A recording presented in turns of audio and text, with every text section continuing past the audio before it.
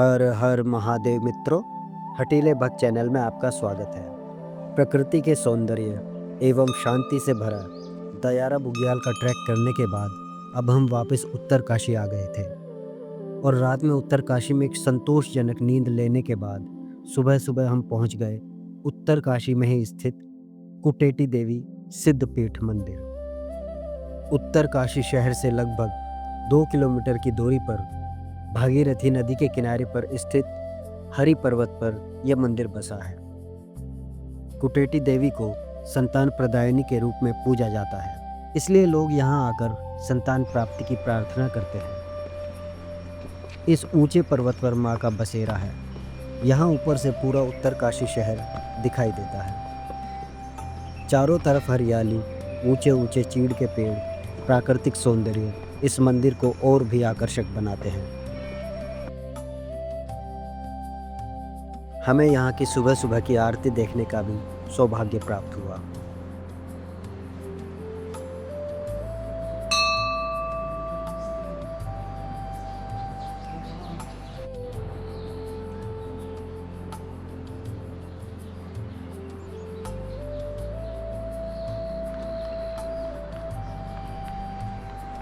माता कुटेटी देवी के दर्शन और काशी विश्वनाथ को प्रणाम करने के बाद हमने आगे की ओर चलना शुरू किया।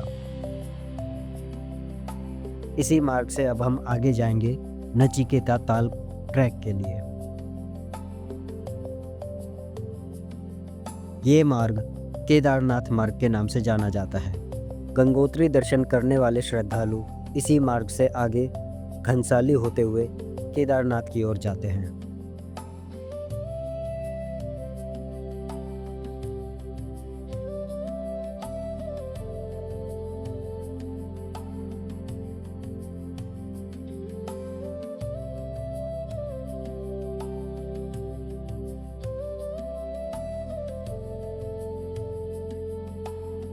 कुटेटी देवी मंदिर से लगभग 23 किलोमीटर पर इस मार्ग पर चौरंगीनाथ मंदिर है और यहीं से नचिकेता ताल का ट्रैक शुरू होता है।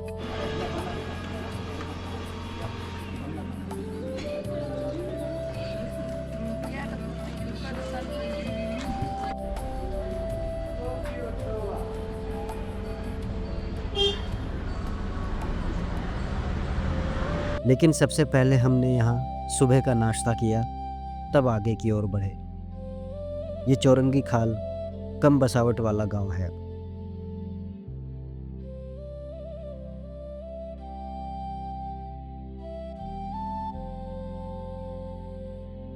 ₹50 का प्रति व्यक्ति शुल्क देकर पर्ची प्राप्त करें और आगे चलें।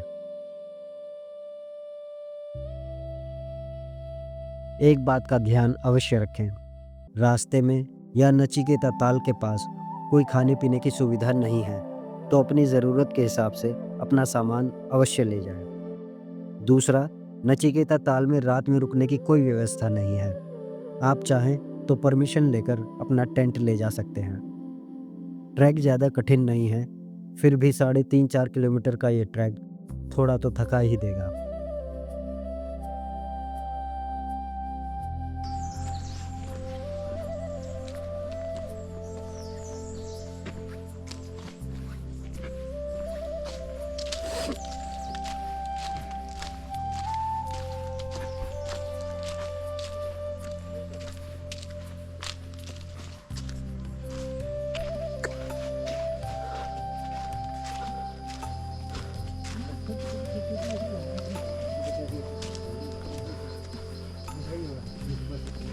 उत्तराखंड में आप किसी भी ट्रैक पर आएं, ये कहने की आवश्यकता ही नहीं कि ये ट्रैक कितने सुंदर हो सकते हैं। ये ट्रैक भी कुछ ऐसा ही है।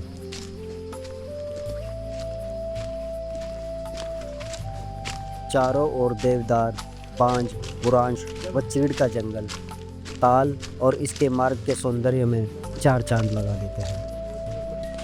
नचिकेता ताल के लिए हटीले भक्तों ने अपनी यात्रा शुरू कर दी है। जय हो।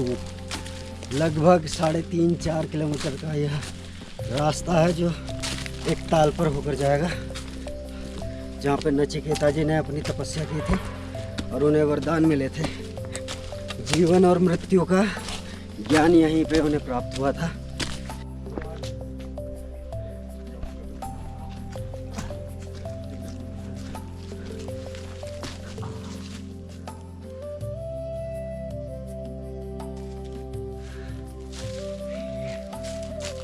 इसका खट्टा मीठा है, देख।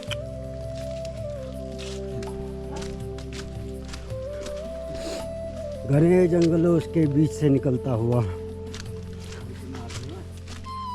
कोई टफ नहीं है, बहुत इजी ट्रैक है।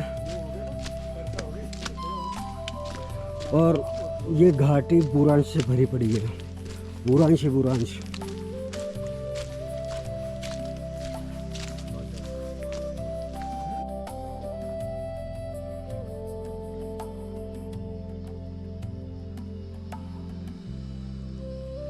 बुरांश के बीच में से, बुरांश के घने जंगल के बीच से निकलता हुआ ये रास्ता अत्यधिक मनमोहक और शांति से भरा हुआ है। बिल्कुल शांति है। इस ट्रैक पे आने वाले सबसे पहले हम ही हैं। अभी सुबह किसी ने चढ़ाई शुरू नहीं की है यहाँ की।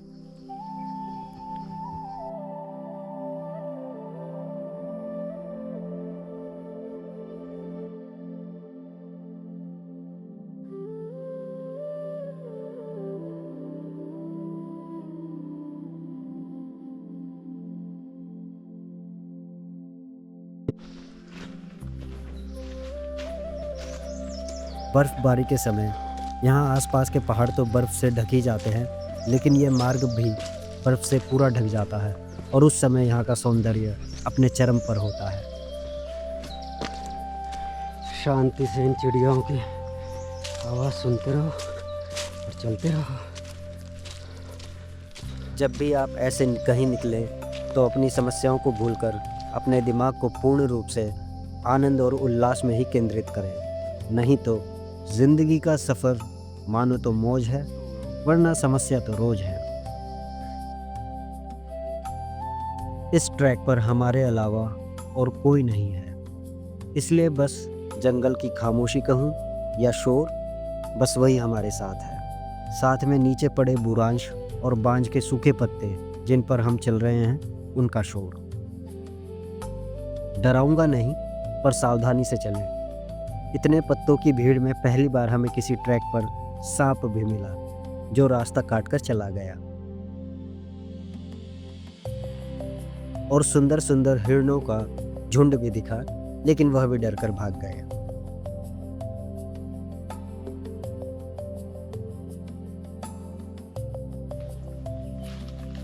पौराणिक मान्यताओं के अनुसार बजस्रवा नाम के ऋषि एक बार यज्ञ करते हुए अपनी सारी संपत्ति और गोदान कर रहे थे, लेकिन वह बूढ़ी और कमज़ोर दूध न देने वाली गाय दान कर रहे थे। तब उनके पुत्र नचिकेता को यह सही नहीं लगा और उन्होंने अपने पिता से कहा कि अगर मैं भी आपके किसी काम का नहीं रहा तो आप मुझे किसे दान करोगे। तब ऋषि ने क्रोध में अपने बेटे को यमराज को दान कर दिया। अपने पिता के वचन को सत्य करने के लिए नचिकेता यमलोक पहुंच गए, लेकिन यमराज वहां उपस्थित नहीं थे। नचिकेता ने 3 दिन तक यम के द्वार पर प्रतीक्षा की। जब यमराज पहुंचे तो उन्होंने उस बालक से प्रसन्न होकर 3 वरदान मांगने को कहा। तब नचिकेता ने पहला वरदान अपने पिता के क्रोध को शांत करने, दूसरा उस यज्ञ विधि को मांगा जो स्वर्ग की ओर ले जाता है, और तीसरे वरदान में उन्होंने मृत्यु और उसके बाद के रहस्य और आत्मा के स्वरूप का ज्ञान मांगा। लेकिन यमराज ने इस वरदान के लिए मना कर दिया और कहा कि यह गोपनीय है, इसके बदले कोई और वरदान दे सकते हैं। अपनी हट से नचिकेता ने केदार खंड में उल्लेखित चौरंगी खाल में ताल के समीप यमराज की तपस्या की। इसके बाद यमराज ने प्रसन्न होकर उन्हें वहाँ पर मृत्यु के रहस्य का सारा ज्ञान दिया। इसलिए ताल को नचिकेता ताल के नाम से जाना जाता है।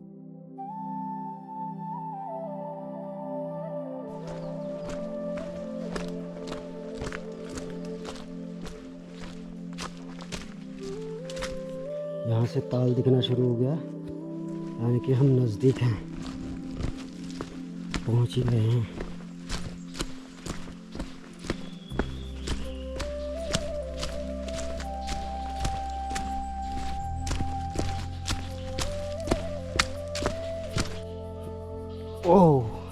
जी आ गए और इस ताल में मछलियाँ तो बहुत हैं, बहुत मोटी मोटी मछलियाँ। सामने मंदिर और ये ताल, अरे वाह अद्भुत। लगभग 7 से 10 फीट गहरा नचिकेता ताल पर्यटकों को तो अपनी ओर खींचता ही है, साथ ही साथ इष्ट देव और नागदेव में आस्था रखने वाले भक्तों का भी यह प्रमुख केंद्र है। यहाँ नाग देवता का पौराणिक मंदिर है और नाग पंचमी पर यहाँ मेला भी लगता है। कहा जाता है कि यहाँ पहुँचने पर सबसे पहले इस ताल की परिक्रमा करनी चाहिए। झील से कुछ ही दूरी पर एक गुफा भी है जिसे यमद्वार कहा जाता है।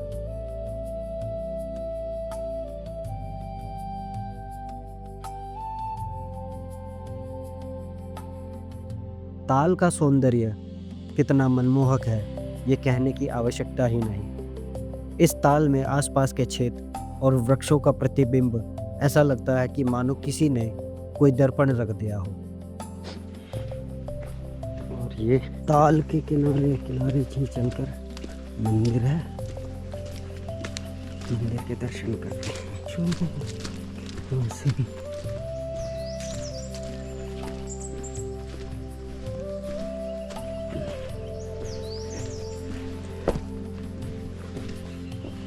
धूनी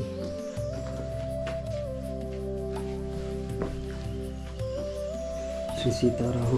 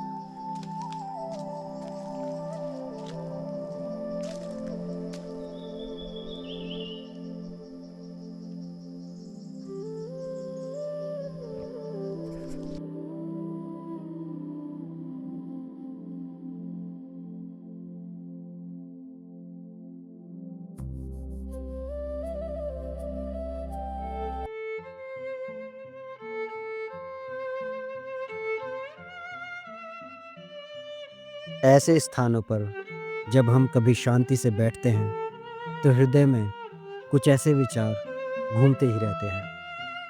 बस यूं ही गुजर रही है जिंदगी कुछ इस तरह, इसे महादेव के सिवा कोई और आरजू ही नहीं।